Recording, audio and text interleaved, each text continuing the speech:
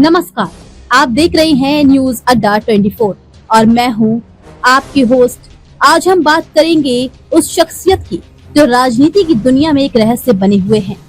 जी हां, हम बात कर रहे हैं प्रशांत किशोर यानी पीके की।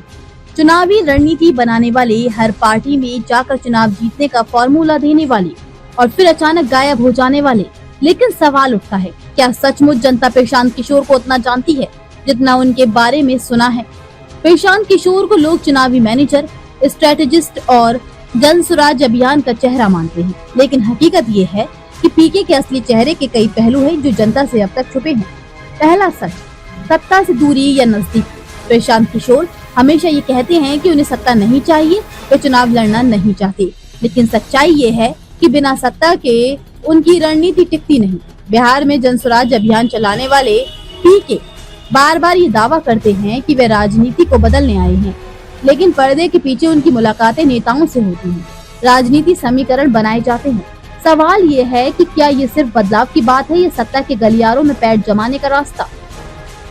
दूसरा सच, नफा नुकसान का खेल। पीके के बारे में आम धारणा है कि वे चुनाव जिताने की गारंटी देते हैं, लेकिन हर सौदा मुफ्त नहीं होता। सूत्रों की माने तो बड़ी बड़ी पार्टियां उनकी टीमों को करोड़ों रुपए में हायर करती हैं। जाहिर है, रणनीति भी एक बिजनेस है, तो क्या ये जनता के लिए काम है या फिर मुनाफे का बिजनेस मॉडल? ये सवाल अब भी अनुत्तरित है। तीसरा सच, जनता से दूरी, कार्यकर्ताओं से नजदीकी। पीके आम जनता के बीच बहुत कम दिखते हैं। उनकी जन स्वराज अभियान में लोगों की भीड़ नजर आती है, लेकिन वह भी बड़े मैनेजमेंट का हिस्सा होती है।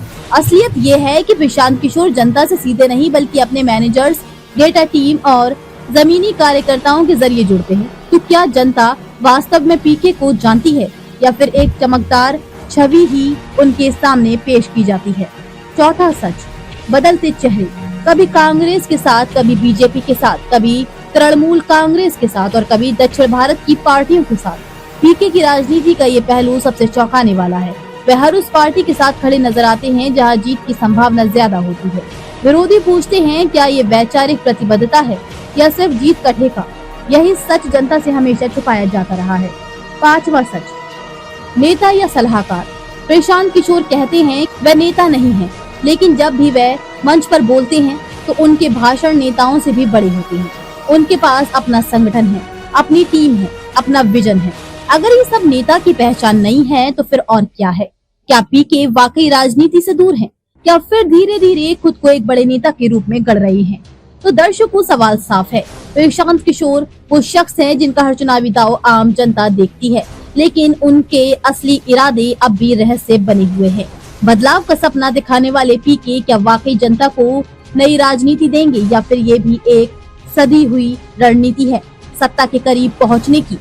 क्योंकि राजनीति में सच हमेशा वैसा नहीं होता जैसा जनता देखती है, और प्रशांत किशोर का सच शायद वही है जिसे जनता अब तक पूरी तरह नहीं जान पाई है।